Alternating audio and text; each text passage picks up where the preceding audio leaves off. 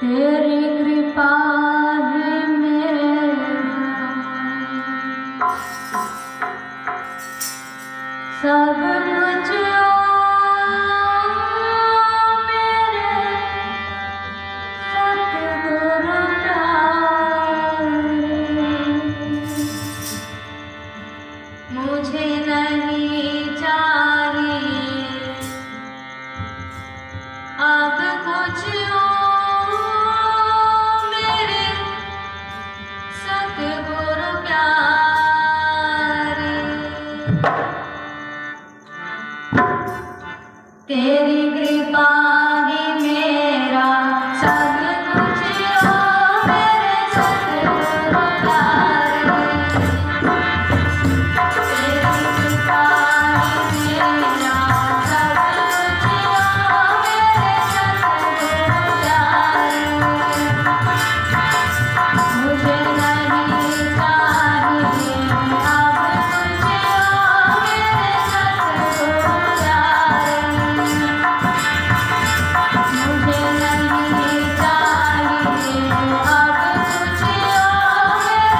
प्यारे। मुझे नहीं चाहिए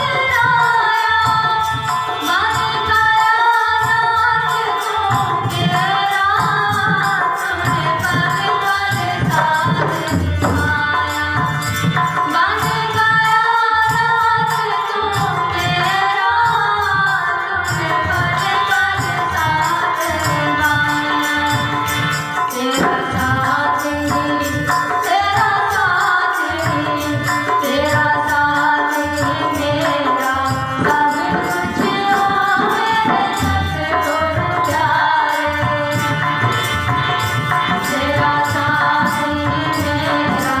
कुछ, मेरे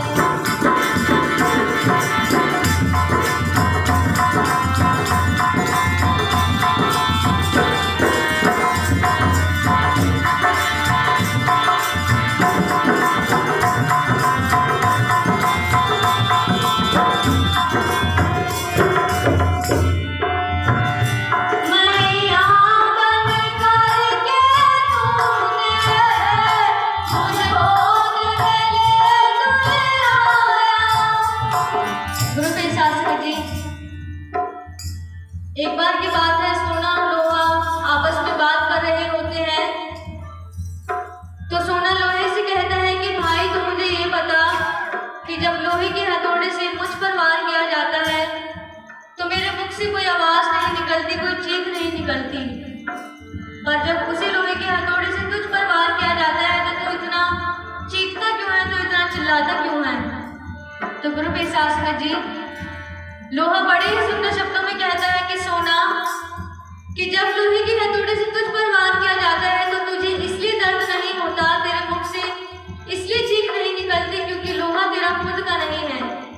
पर जब लोहे के हथौड़े से लोहे पर वार किया जाता है तो इसलिए इतना दर्द होता है, इसलिए इतनी चीख निकलती है क्योंकि लोहा उसका खुद का है, उसका खुद का साथी है। ठीक है, ऐसे ही एक दास गुरु महाराज से रोते रोते कहता है कि हे मेरे मालिक, मैं किसी और की बात ही क्या करूं जब मुझे मेरे अपनों ने ही पराया कर दिया। जब आखिरी समय में मेरे अपनों ने ही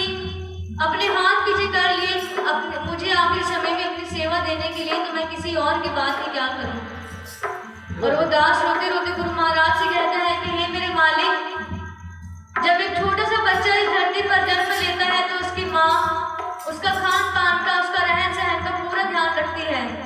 जब बच्चा बड़ा होता है तो पिता उसे चलना सिखाता है, सही गलत का मार्ग बताता है। ठीक वैसे ही तूने मेरी माँ बनकर के मुझे मेरा ध्यान रखा है, मुझे चलना सिखाया है और मेरा पिता बनकर के मुझे दुनियादारी में चलना सिखाया है, सही गलत का मार्ग बताया है। वो दास कहता है कि हे मेरे मालिक, मैं तुझसे और क्या मांगू जब तूने बिना मांगे ही मुझे सब कुछ दे दिया। तेरे आगे मुझे अपने हाथ फैलाने की भी जरूरत नहीं पड़ती। बस मेरी आखिरी इच्छा हमेशा हमेशा यही रहेगी कि जब मेरे आखिरी सांस पूरे हो तो वो सिर्फ और सिर्फ आपके चरणों में, आपके ध्यान में मेरा ध्यान लगा रहे।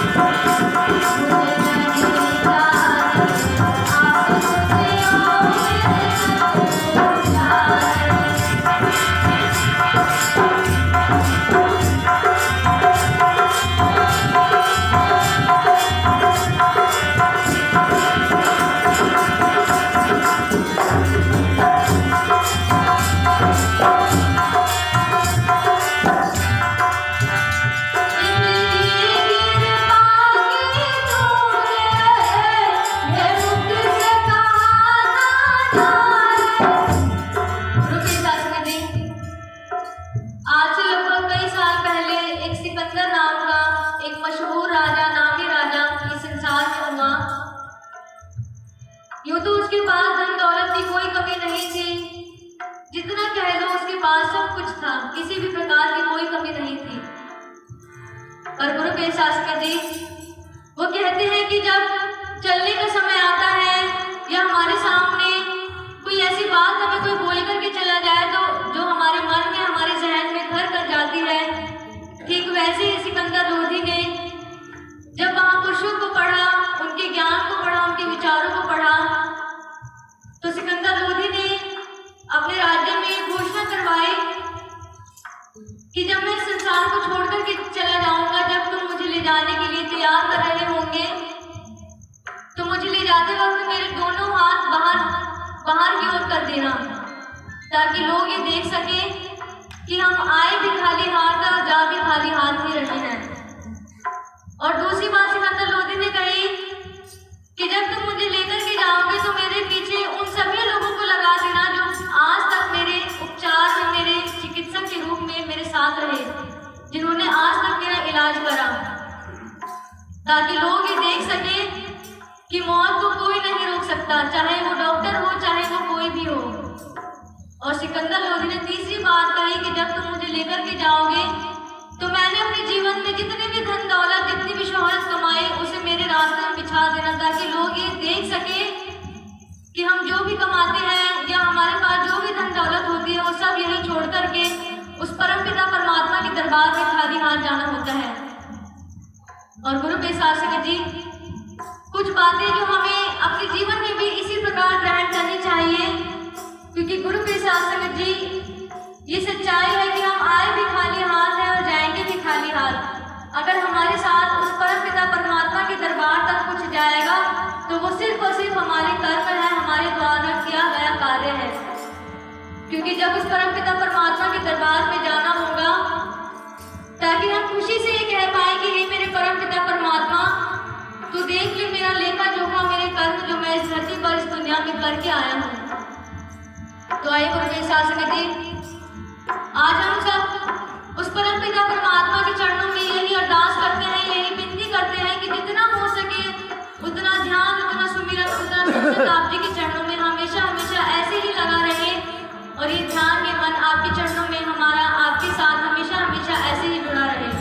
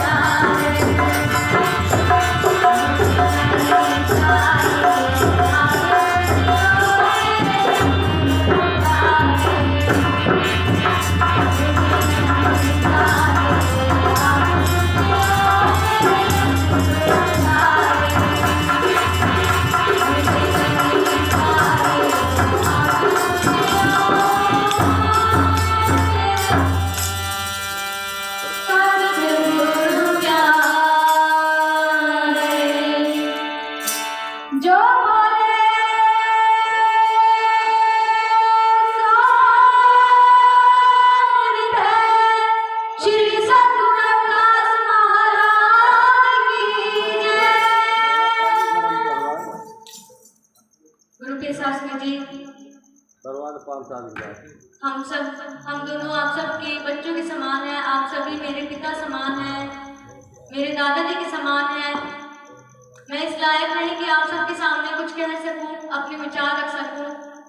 पर फिर भी जितना महापुरुषों को पढ़ करके,